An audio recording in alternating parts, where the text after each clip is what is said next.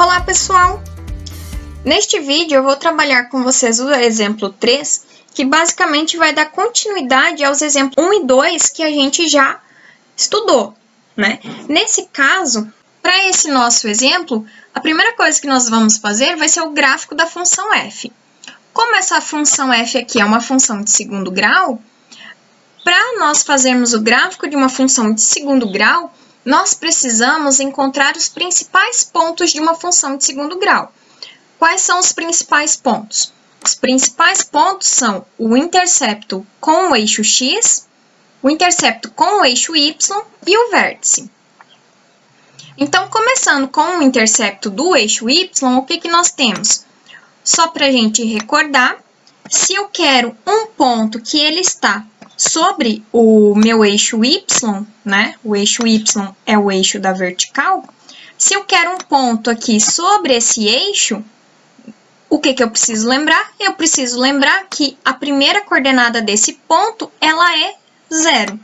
Então, nós vamos procurar um ponto da forma 0 e y. Ou seja, a minha coordenada x aqui é 0. Então, para encontrar o valor dessa coordenada y, basta olhar aqui para a expressão da função e aonde tem x, trocar o x por 0. Então, o y que nós estamos procurando vai ser a f de 0. Então, fazendo a troca, né, aonde tem x trocando por 0, nós obtemos o y igual a 1. Portanto, o intercepto com o eixo y é o ponto de coordenadas 0 e 1. Agora, nós vamos encontrar os interceptos com o eixo x. Então, agora, para fazer o intercepto com o eixo x, né? Olhando aqui novamente para o nosso plano cartesiano, se eu quero um intercepto com o eixo x, eu estou procurando um ponto exatamente em cima do eixo x. E todo ponto em cima do eixo x tem uma determinada coordenada x e a sua coordenada y é sempre 0. Então, quem é o x que possui coordenada y 0, né? Quem são esses pontos? Então, nós vamos resolver aqui a equação f de x igual a y, onde o y tem que ser igual a 0. A nossa função ela é x² menos x mais 1 igual a 0. Equação de segundo grau, né? Nós usamos Bhaskara. Como é que nós usamos Bhaskara? A fórmula de Bhaskara ela é menos b mais ou menos raiz quadrada de b² menos 4 vezes a vezes c, dividido por 2a. Quem é o a? O a é o coeficiente que multiplica o termo de grau 2. O b é o coeficiente que multiplica o x de grau 1. E o c seria o nosso termo independente. Então, olhando aqui para a nossa função, nós temos que o a vale 1. Esse aqui é o nosso A, o nosso B vale menos 1 e o nosso C vale 1. Então, fazendo as trocas aqui dos valores, nós temos que o x é igual a essa expressão. Agora, sempre tomar cuidado, né? O B é menos 1, então eu tenho aqui menos da regra e menos do sinal do meu coeficiente B, tá? Então, tomar cuidado aqui com esse jogo de sinal. Menos com menos resulta em mais. Dentro da raiz, o que nós temos? Menos 1 ao quadrado, 1 positivo, menos 4 vezes 1 vezes 1, 4. Então, 1 menos 4, menos 3. Então, nós temos raiz quadrada de menos 3 e, na parte de baixo, 2 vezes 1, 2. O que nós temos que olhar agora? Nós temos que não existe nos números reais, que é ao conjunto numérico que nós estamos trabalhando, não existe raiz quadrada de número negativo. Então, se não existe raiz quadrada de número negativo, o que eu posso dizer a respeito dessa expressão aqui? Se este número aqui não está definido no conjunto numérico que eu estou trabalhando, ao olhar essa expressão, eu tenho que ser capaz de concluir de que não existe interseção com o eixo x, certo? Então, nesse caso, o gráfico da nossa função de segundo grau, que tem a forma de uma parábola, ele não toca o eixo x, ok? E no caso, como o coeficiente a ele é positivo, a nossa parábola tem concavidade voltada para cima. Se ela tem concavidade voltada para cima e ela não toca o nosso eixo x, nós podemos concluir que ela está acima do eixo x, ok? Então, são essas coisas que eu tenho que retomar um pouquinho, tá? E, por fim, né, o último ponto que nós precisamos determinar agora seria o vértice. O vértice, quando nós estudamos lá a nossa função de segundo grau, nós vimos que o vértice ele é da forma menos b sobre 2a e menos delta sobre 4a, onde delta é b quadrado menos 4ac. Se nós olharmos bem essa expressão aqui, b quadrado menos 4ac, essa expressão, ó, é exatamente a expressão que está dentro da raiz, né? Aqui na nossa fórmula de Bhaskara. Nós sabemos que o valor dentro da raiz ele é menos 3. Então, nós já temos aqui desse cálculo anterior que o nosso delta vale menos 3, ok? Então, vamos calcular primeiro a coordenada x do vértice. Só retomando, nós temos que o a vale 1, o b menos 1 e o c vale 1. Então, trocando aqui b menos 1 e o a por 1, quem que é a coordenada x do vértice? Esse sinal de menos com esse sinal de menos vai fazer jogo de sinal, fazendo com que eu tenha um valor positivo, né? E aqui embaixo, fazendo a multiplicação, nós temos, então, que a coordenada x do vértice ela é igual a meio. Se eu for usar números decimais, isso é 0,5. Já a coordenada y do vértice, né? Nós temos aqui que o delta é menos 3 e o nosso a é 1. Então, fazendo a troca aqui. Esse sinal de menos, com o sinal de menos aqui do menos 3, vai fazer com que a coordenada y também seja positiva, né? Então, nós temos aqui que a coordenada y do vértice é 3/4, ou em números decimais, 0,75. Portanto, nós concluímos que as coordenadas do vértice são meio e 3/4. Nós temos ainda, né, como nós queremos fazer a representação gráfica da função e da reta tangente ao ponto x igual a 3, nós temos ainda que o ponto de coordenadas 3 e f de 3 pertence ao gráfico da nossa função f. Então, vamos determinar quem é esse ponto, né? Então, para determinar quem é a coordenada y aqui do nosso x igual a 3, nós vamos lá na expressão da função f de x, e onde tem o x, nós trocamos o x por 3.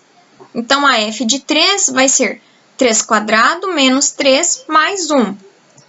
Então, nós temos aqui, fazendo 3 ao quadrado, 9. Agora, repetindo, menos 3 mais 1. Fazendo todas essas contas, nós temos que a f de 3 é 7. Então, nós podemos agora localizar os pontos A, 0 e 1, que é um intercepto com o eixo y, o ponto V, meio e 3/4, que é o nosso vértice, e o ponto B, 3 e 7, que é o ponto que nós estamos interessados em fazer a representação gráfica da reta tangente. Então, aqui no nosso plano cartesiano, meu eixo horizontal x, meu eixo vertical y. Então, eu venho aqui, primeiro o intercepto com o eixo y, ponto de coordenada 0 e 1. 0 e 1 aqui em cima do eixo. Em seguida, nós determinamos o vértice, meio e 0,75. Então, 0,75 vai estar mais ou menos aqui no meio desse, mais ou menos aqui nesta altura, digamos, né? Então, este ponto aqui seria o nosso vértice. E nós determinamos a coordenada do ponto x igual a 3, né? Então, nós tínhamos x igual a 3 e o y correspondente é 7. Como o nosso gráfico é uma parábola, nós podemos, então, por estes 3 pontos, fazer a representação da parábola. Então, nós temos que este traço aqui em vermelho seria a representação gráfica da nossa parábola, tá?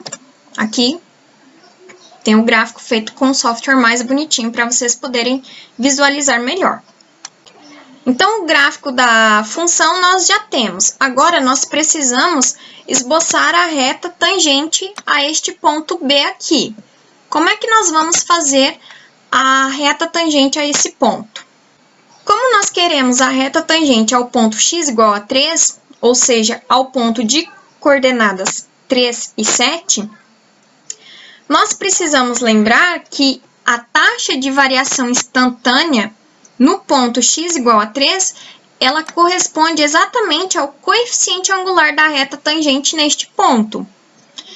Então, se a f' de 3 é o coeficiente angular da reta tangente nesse ponto, como é que nós escrevemos a equação da reta? Para eu escrever a equação da reta, eu preciso conhecer um ponto da reta e o seu coeficiente angular. E, no caso, nós temos todas essas informações. Então, nós podemos escrever a equação da reta tangente como sendo y menos AF de 3 igual a f' de 3 que multiplica x menos 3. Então, essa f' de 3 aqui seria o coeficiente angular da reta, ok? Essa f de 3 aqui é a coordenada y do ponto quando x é igual a 3, ou seja, f de 3 é 7. E a f' de 3 nós calculamos no exemplo anterior e ela era igual a 5. Então, fazendo essas trocas, nós temos aqui, substituindo f de 3 por 7, em seguida, substituímos f' de 3 por 5. Agora, nós podemos fazer os devidos cálculos aqui. Este 5 vai multiplicar todos os termos dentro do parênteses. Então, nós vamos fazer aqui o 5 vezes x, depois o 5 vezes o menos 3. Com isso, nós temos que o y menos 7 é igual a 5x menos 15. Agora, vamos isolar a nossa variável y. Então, o menos 7 do lado esquerdo vai passar como mais 7 para o lado direito, né? Então, ele vai vir aqui para o lado direito como mais 7.